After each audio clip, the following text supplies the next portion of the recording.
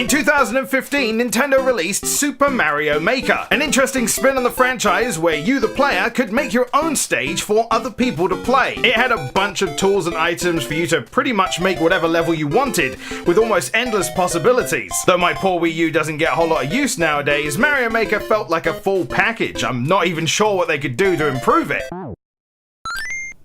Well, goddamn! Well, here we are, 4 years later, and we have Super Mario Maker 2 for the Nintendo Switch. I thought the original on the Wii U pad were the perfect match, but now I've had some time with it on the Switch. Oh, it's almost flawless. For those who don't know the core concept of Mario Maker, basically those who didn't have a Wii U or who live under a rock. Hey, what's that?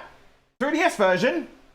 You mean they made a 3DS version? Nintendo have given you the tools to make Mario levels yourself, using a wide range of various blocks and enemy types from various different styles of Mario game. Then other people from around the world can play your level and you play other people's level. This opens up a whole plethora of level types for you to play, and these can range from anywhere between a level made from a different video game to ones with themes or a specific win condition, from puzzle levels to speed runs to levels pulled from hell itself. Chances are there's a stage made to your preferences. Even if you don't plan to make any levels yourself, there's still an almost endless amount of possible content available in this game, providing you don't get bored of Mario. I had many hours of entertainment out of the first, both playing and making, so let's check out the second one and see how it holds up. Loading up the game will give you a few options to start with, one of them being the newly added story mode. This presents you with over 100 levels made by Nintendo, where you attempt to get as many coins as possible to rebuild Princess Peach's castle. Straight out of the gate, I gotta say, this mode actually took me by surprise. There is a lot of charm in the little overworld you get to explore in between levels, with a bunch of hidden things to find and a handful of side objectives. You'll wind up completing the castle around 50 levels in, which I kind of expected. Even if your primary focus is on making levels, I do think playing story mode is something you should do because it could give you some good ideas. These levels do a great job to showcase what the maker can do and has to offer, with, in my opinion, a fairly good ramp in difficulty as you go through. It does also allow you to unlock 2 extra power-ups for the Maker mode, which is kind of meh, but it doesn't take long. And playing through this did make me feel like the first may have suffered from not having something like this. Not by much, mind you. I also do know that the 3DS version of the original did add a 100-level story mode, but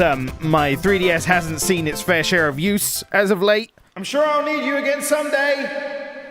And I do think that story mode is a good introduction to the Mario Maker style, which will give you some much needed practice and a nice warm-up before you dive headfirst into the endless well of misery that is Course World. I'm over-exaggerating, of course, it's not that bad, though you can find levels that make it feel like that, but there are a ton of fun and really creative levels out there. And Mario Maker 2 gives you a bunch of ways to search for your favorite kind of level. Being able to tag levels as certain things really helps you in choosing what levels you want to play. You can also give them little descriptions now, and there's a pretty extensive search option if you're looking for something specific. I must say, compared to the first, the amount of information that Course World gives you in this one is far greater. One thing I wish the stat screen had was where your level falls in terms of difficulty. I just wish there was a way to know if it was easy, normal, expert, or super expert. My favorite stat is the clears tab here. A lot of people get this confused with how many people have played the level, when actually that's telling you how many people have had a run end in death and how many people have had a run ending in a victory. That's a lot of dead Marios. Of course, if you're not looking for something specific and you just want to play something random, well, you head over to Endless Challenge. This is what replaced 100 Mario mode, and honestly, I'm a little mixed on this. So I think before we go into that, I need to talk about our me friend here. He acts as your avatar for the world to see as you go through Course World. Since Miis are usually quite simple looking, in this game you get to unlock clothing to customize and make your Mii more personal. Maybe use a specifically hard piece of clothing to unlock as a bit of a bragging right. You can also change their pose to give them a little more flair, and as well as, nope. Getting some of these items can take quite a bit of work, because unlocking most of the clothing requires you to get achievements. Now, a nice chunk of those achievements can be done in Endless Challenge. Not all of them can be got here, there are other achievements to get in different game modes, but the point point I'm trying to make here is the classic skins are gone. Man, that was one of the most awesome and creative and cool features of Mario Maker 1. Super Mario Bros. 1 style kind of lacks in a lot of ways, especially when it comes to movement options, so in the original, they basically made up for that by giving you extra skins to use, usually based around other Nintendo franchises, and it's just not here in this one. It's honestly a damn shame. In a way, this does make sense as to why 100 Mario mode got removed though, because that was primarily used to give you a challenge of your difficulty of pleasing and unlock a skin at the end. With the skins gone, you can kind of just play the random levels at your desired difficulty forever. So why not just have a mode that does that? It makes sense to me. On the one hand, I am sad about losing our little sprite characters, but on the other hand, my me is very happy to see daylight again. I'm sure he appreciates not being locked up with my 3DS anymore. Having said all that, I do think the Endless Challenge should be changed a little bit. Obviously, the difficulties displayed here are telling you what kind of level you're gonna get. Easy will often get you a level that's just a single screen running forward and you've won. Seen more of those than I'd like to admit. Normal seems to be a really nice middle ground of a fairly reasonable challenge to an interesting level. Expert is there to test your skill and reaction time in some of the toughest levels that are made out there. And Super Expert is full of precision platforming, unescapable traps, Kaizo levels, or all of the above. Or really those super challenging one-screen puzzle levels, but they're actually really cool. Everyone's skill at Mario is vastly different, from your average players to your Kaizo masters. So with what I say next, not everyone may agree. I think since we're used to 100 man with things like Expert and Super Expert, I feel like the number of lives is a little too low. Maybe doubling them to 30 and 60 would help someone not accustomed to Kaizo level design, would give you enough wiggle room to make sure a level isn't full of nonsense. When it comes to those type of levels, you do actually have the option to boo a stage now. Though after searching, it doesn't look like anything was officially said, but most people seem to believe when you boo a stage that it filters it out of Endless Challenge. And if that is the case, then that's pretty cool. Means you'll hopefully run into less levels which are just a giant middle finger to you. Because stuff like this, I don't want to see that in Super Expert. Maybe if they implement a masochist mode. You can still use the skip, so if you just don't feel like dealing with it rather than giving it negative feedback, then that's an option too. But these levels still show up in searches and you can still enter the code to get to them. So being able to choose to go for the challenge and taking it out of endless mode feels like a good trade-off to me. Of course, if you want to make someone else's life a living nightmare, then you can jump into the level creator. There are a ton of tools and objects and all kinds of things to help you create a themed and cool level. Or just save as, upload, done.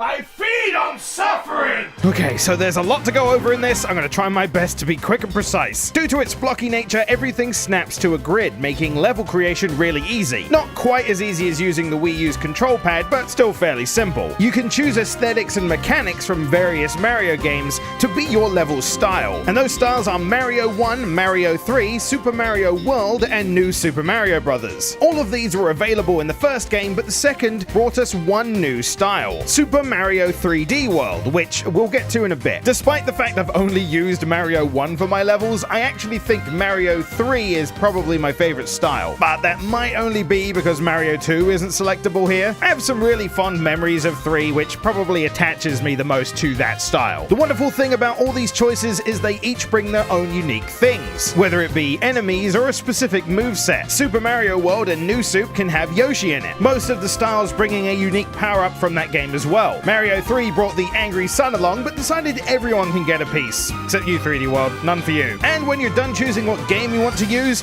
you then have a choice of 10 different level types, each with its own aesthetics and music and gimmicks. And not only that, you can have nighttime variants of these 10 styles that change something in the level. Maybe it's low vision in a haunted house, or low gravity in a nighttime sky stage. That adds so much variety and options in just how the game feels and looks. Easily my favorite is the limited vision in the haunted house. For some reason, I just love the idea of making like an actual quote-unquote spooky level. Some of the on-screen effects really help with that. They basically have what is a jump scare or an intense heartbeat. Not only that, but if a level has water or lava, you can change how it flows, how it rises and falls, as well as give the level specific win conditions, like collecting a certain amount of things or defeating a certain amount of enemies. I hate some of these win conditions though, especially especially the one where you can't touch the ground again after jumping or leaving the floor for some reason. It would be better if we could have that condition as well as one where, let's say, the jump button is disabled in general. Because some people make levels where jumping shouldn't be an option, yet because you can accidentally just walk off one step, then you lose. That's more frustrating than it is a challenge. Of course, a lot of the problems I have with these conditions have to do with the person making the stage rather than the game, but I feel like more options wouldn't hurt anyway. And I haven't even spoken about the one item, the magnum opus of the level creator. I'm sure no one's going to abuse this. The on-off switch. This has been the go-to feature for a lot of speedrun levels. Dashing through a level as fast as possible while trying to accurately hit switches is my nightmare, but I love them so much. And then we have the questionable decision of adding claws. I mean, I like them. I don't like them. I don't know. There is just so much here to use to make exactly the level that you want to make. A far greater amount of tools and options than the original, and I'm sure I've probably forgotten something. And that's just in the 4 main worlds. We still have 3D World to talk about, which at its core is pretty much the same, but it does have some big changes, mainly in the physics and movesets. You actually can't swap between the styles like you can with the originals. If you want to make a 3D World level, you have to make a 3D World level. But much like the others, it comes with a wide assortment of various extra things that are unique to it. Though I might be a tad salty that Nintendo pretty much gave the Mario Maker community access to Yoku blocks. Thanks, I hate it. I really enjoyed Super Mario 3D World, and I'm glad there's some representation on the Switch. Now I'm just waiting for that port, Nintendo. Gimme gimme. Now, if you've been paying attention to the odd times I show the menu, you'll notice a little thing down there called Network Play. Your eyes don't deceive you. This is the online experience. Let's see what our hard-earned money is going towards with that Nintendo Online subscription. Before we do that, I want to take a moment to talk to you about frame rates. The gaming community is always talking about frame rates. Hell, for some PC gamers, 60 isn't even enough nowadays. It's all about 240 FPS. But you know what? Maybe we've been thinking about this all wrong. What if the FPS game is played by golf rules? If it is, then Nintendo's ahead of the game, because their online never goes above 10 FPS, I swear to God. Your mileage may vary, net connections and all that, but since you're connecting to 3 other people in a peer-to-peer system, all it takes is one person with slightly slower internet and it throws everything off. There are 2 modes. There's versus and co-op. Co-op, I can pretty much take it or leave it. I don't feel like it adds a whole lot. Now the versus mode, when that works, it's a treat. It's first to the finish, and there's a ranking system. Now, I've seen plenty of people that have been able to play this mode perfectly fine, and you know what? Lucky them. But every single time I go into that mode, it's a nightmare. So I don't bother. I'm just gonna wait for the Friends patch to come out. But yeah, wow, that's quite an improvement. It's only been out a little while, and we're already seeing some incredibly creative stuff. And maybe we'll see some DLC for this one for once. Maybe some new styles, or just some tweaks or changes. Hey, there's room in that extra modes tab. I want to see Mario 2 or something,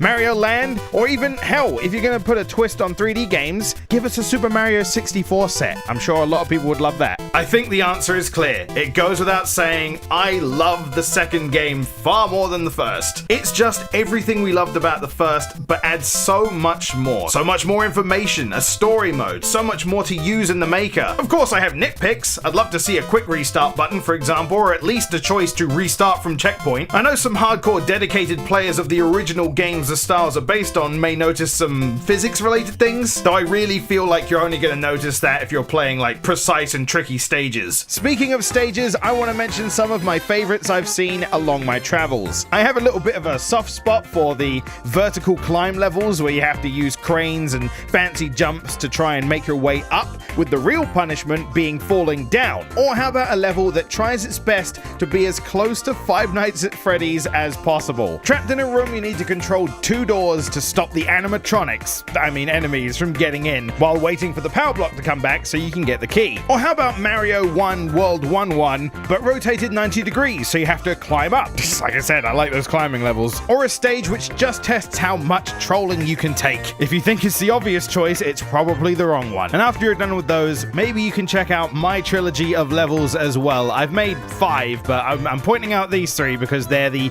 Great Goomba Trilogy. When I make levels, I try and make them fairly legitimate, as much as I can anyway, so I'd love to hear what you think of them. So yeah, wow! that's a pretty good sequel, Nintendo. I can imagine the content's just gonna keep on coming for a while, and hell, this is one of those games where you can pick it up at any point and jump in. The longer you wait, the more you'll get to play. So yeah, those were my thoughts on Super Mario Maker 2. Have you had a chance to pick it up? And if so, what do you think? Of course, I said I personally enjoy the vertical climbing levels. Do you have a particular level that you prefer? Be sure to let me know in the comments below, and I shall see you on the next episode of Pixelated Bytes. Hey everyone, thanks for watching this episode of Pixelated Bytes. I hope you enjoyed it. If you want to support what I do on the channel, then you can follow the link below and support my Patreon. And a big shout out to everyone supporting me already. Thank you so much, guys. I really appreciate it. But again, thanks for watching. If you enjoyed, throw the video a like. It does really help out, and subscribe and ring the bell if you want to be notified when I make new videos. I actually have a lot of stuff planned, and I'm looking forward to the next coming months. If you want to check out anything else I've done, too are available there, and I'll see you next time.